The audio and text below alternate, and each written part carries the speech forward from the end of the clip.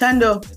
Lotshani ibizo lami nginguthando Mahlangu, indebele elihlakaniphileko nelifundileko, indebele activist, indebele art painter. I'm currently advocating for isiNdebele to be on SABC TV because I've realized that our economy, it's more on the media space, and the SABC is the only public broadcaster in South Africa that gave isiZulu a platform, that gave isiVenda a platform, that gave isiTsonga a platform, that gave amaXhosa a platform. So now, nathi njengesitshaba samaNdebele, we also need the SABC to build the foundation for all of us, you know, because currently in South Africa, the languages that they've built the economy around, it's only 4 languages: English, isiZulu, isiXhosa, and Afrikaans. So now I'm leading the pack that's fighting for isiNdebele to be on television.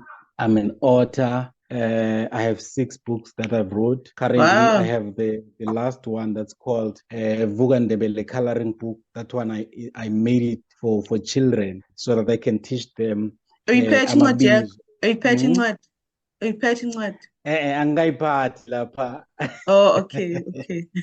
Yes. Okay. So it's a coloring book. Actually, that's where you get to see your child, whether they are happy or not, based on the colors that they will use. So it's more of the psychological book and stuff.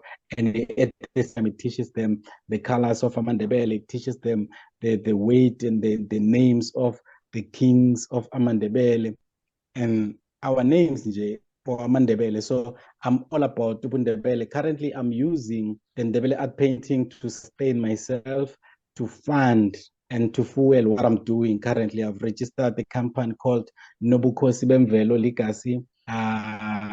It's named after my child, the firstborn, yes. So I'm currently promoting and fighting for isiNdebele to be on TV.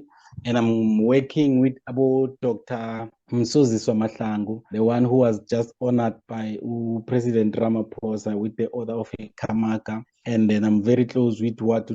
Esther Mahlangu and Umao Esther Mnguni. Those are the legends, Amandebele. They are leading the pack. So we're just following and inspiring children in Kolwyn, because I also go around schools and do boys talks. I teach them the importance of being a boy, how to behave, how to protect yourself, and how to protect your home as well, and how to protect your language and culture, because I'm more about language and culture.